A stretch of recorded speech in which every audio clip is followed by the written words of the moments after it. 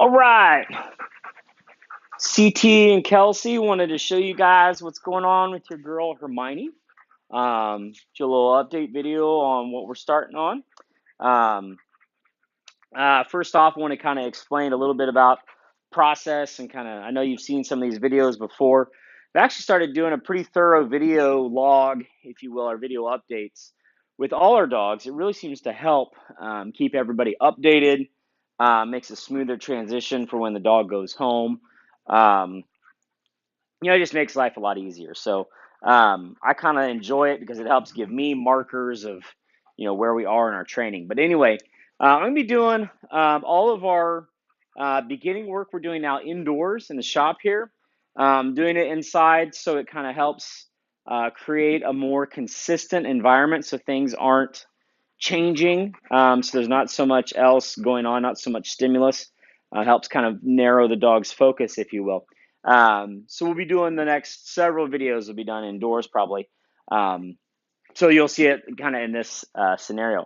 So what I wanted to tell you about Hermione is definitely in the first week that I've spent with her, I can totally see what you're talking about. Like she is acting with me very much what you described. A very inconsistent retriever. Absolutely loves to chase it, but may or may not actually pick it up. Um, and I can tell you that I've worked with several dogs that are like this, and it's actually not all that uncommon. A lot of dogs at the beginning just don't pick it up really well. Some do, some don't. It's just, and it doesn't mean that as a puppy you did anything right or wrong. It doesn't necessarily mean that. I mean, don't beat yourself up over it. But all we have to do is we just need to explain to Hermione, hey, I need you to do it this way, and I need you to do it every time that way. So what I'm going to do is I'm not going to give her a lot of opportunities to fail. I'm not going to give her a lot of chance to do things wrong. We're going to simply start building a foundation of doing it right every time. So what I mean by that is, so a lot of times, and I'll do one here. I've got a blue-winged teal, frozen blue-winged teal, and I love blue-winged teal for starting this because one, well, I shoot a ton of blue-winged teal just off my little training pond every year. So I always have a supply of teal. And you can see Hermione's like, why would I go pick that up? And I've thrown it for her here probably 3 or 4 times, and she's picked it up maybe once. So that tells me that she doesn't understand. Now, if she was, you know, had her tail down, or if she was acting afraid, or if she was being defiant, she would be acting very different. But right here, this is a dog who's playful. Like she is a dog who simply does not understand what I want her to do. So this is definitely a case where we simply need to take her through the force fetch process, and that should take care of the problem and help make it very clear. I need her to pick it up every time and where to bring it to, and to break this down into little incremental steps to help her be successful. We need to teach, right? And so we're going to teach her what it is that I want. Now, the good news is we're going to teach her using things that she already knows.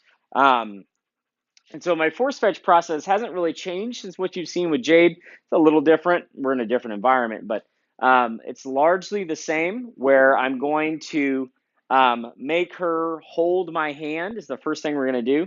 We're going to start with some obedience, and then I'm going to do the very first one with it on video. So that ought to be entertaining.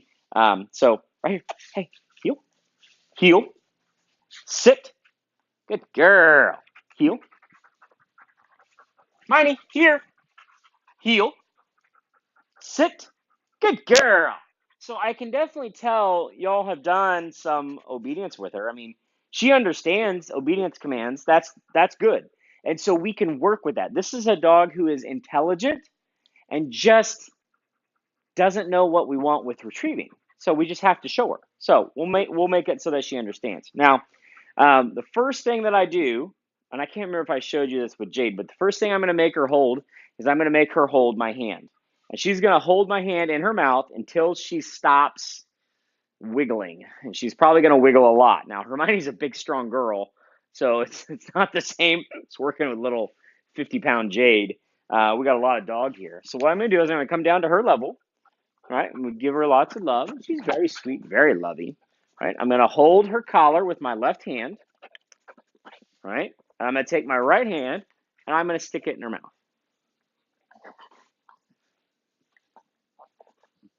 She's giving me some resistance here. That's okay.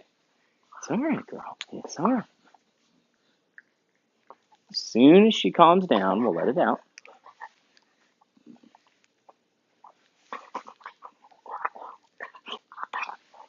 It's all right, baby girl. It's all right. It's all right. Give! Right there. She calmed down for just a split second, so we're going to let it out. And we use the give command to let it out. Okay? Now, when I'm down at her level, we have to make sure that we do not let her control the situation. She's wanting to jump on me. She's wanting to be playful. These are all signs of a young dog and a slow to mature dog. That's not a big deal. Lots of dogs are slow to mature. I would say her mother was kind of that way. Sit. And so what I'm going to do now, we'll just do another quick rep. Put my hand right in her mouth.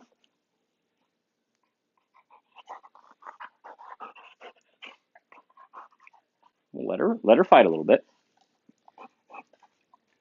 Almost.